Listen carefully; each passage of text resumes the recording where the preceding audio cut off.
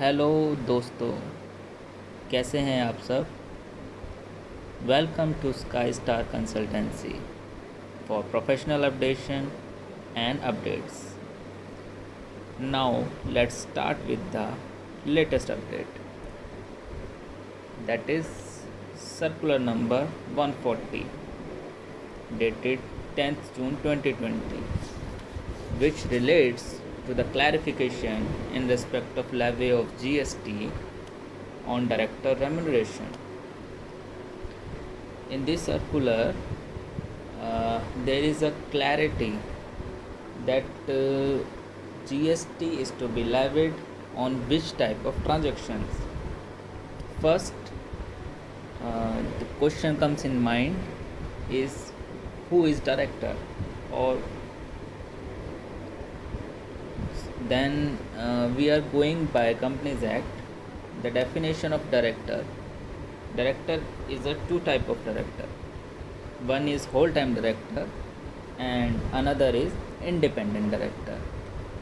The whole time director defines in section 2 subsection 94 of the Companies Act 2013, which says whole time director includes a director in the whole time employment of the company.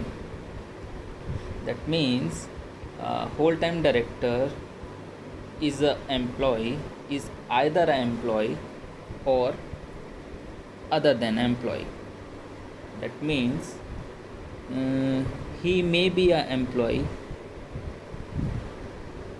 but if we are going for independent director, which is defined in section 149 subsection 6 of Companies Act 2013, an independent director in relation to a company means a director other than a managing director or whole-time director or a nominee director, which means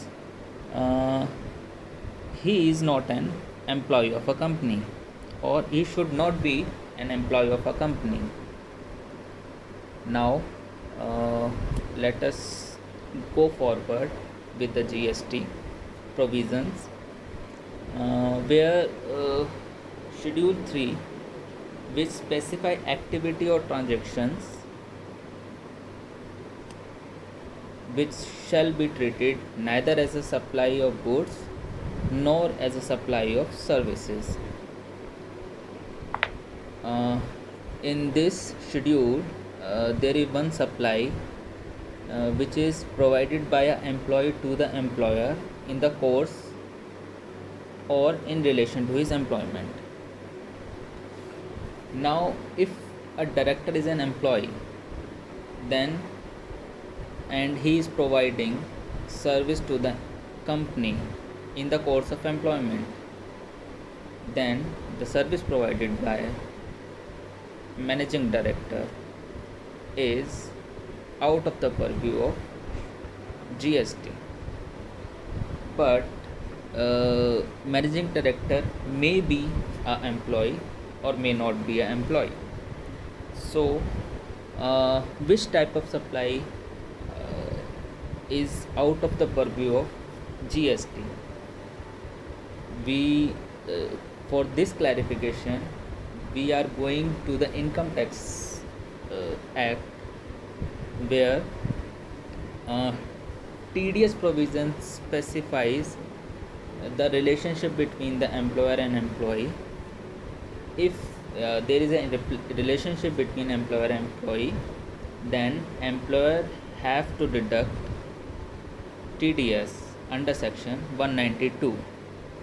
Otherwise, if company receives professional services from a director like independent director, then company has to deduct TDS under section 194J.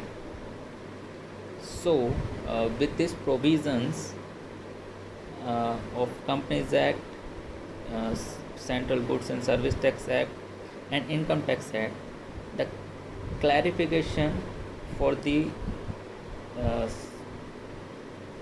clarification in respect of the levy of GST on director remuneration defines in Circular 140 issued on 10th of June. Now come forward the crux of the notification. As you see, director can be of two types. One is whole-time director and another is independent director. If whole-time director receive consideration on which TDS is deducted as per section 192, then this supply not to be treated as a GST supply as per section 7, and company has no GST implication on this services. And further, if the whole-time director receive consideration on which company deduct TDS under section 194J, then this is a taxable supply, and on this taxable supply company is required to pay GST under reverse charge mechanism as per notification number 13/2017. And if company receive services from the independent director and pays consideration on which TDS is deducted under section 194J, then it is also be treated as a GST supply, and on this transaction company has to pay GST under reverse charge mechanism as per the same notification number 13/2017. Now this is the whole crux of circular number 140.